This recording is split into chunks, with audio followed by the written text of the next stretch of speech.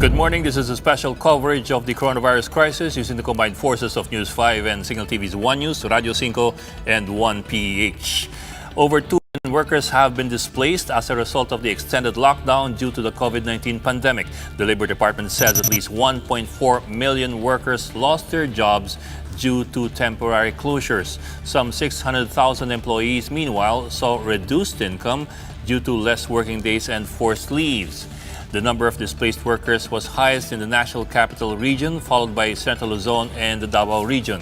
DOLE says most of these establishments have sought assistance for their workers.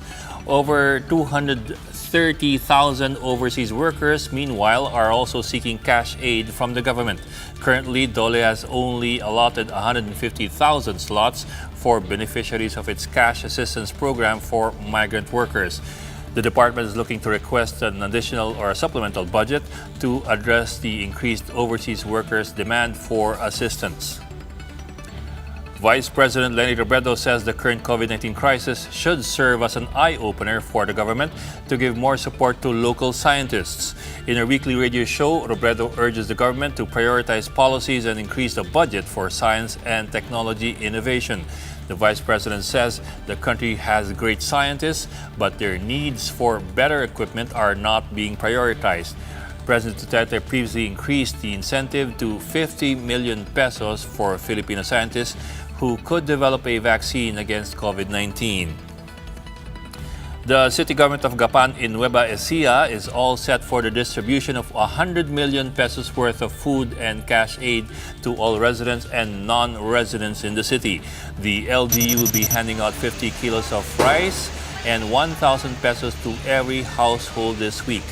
Earlier this month, local officials have also distributed cash aid to affected tricycle, jeepney, and bus drivers as well as dispatchers. Currently, Nueva Ecija has had 50 confirmed cases of the coronavirus disease, according to the DOH COVID-19 tracker.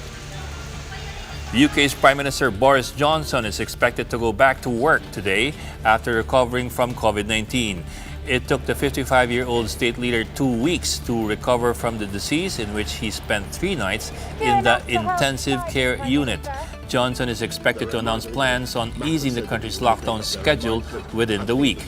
The UK now has around 150,000 confirmed cases of the coronavirus disease, with deaths now at 20,000. And it looks like dogs are not just man's best friend. They can also be frontliners in the COVID-19 crisis. A dog named Chichi was named as Manila's first animal frontliner.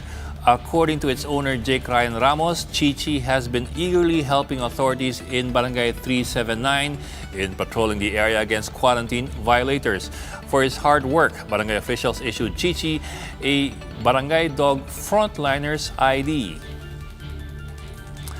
And that's the latest on the enhanced and expanded community quarantine. For more updates, follow News 5, The Philippine Star, and Business World Online. I'm Ed Ningao. We are One News.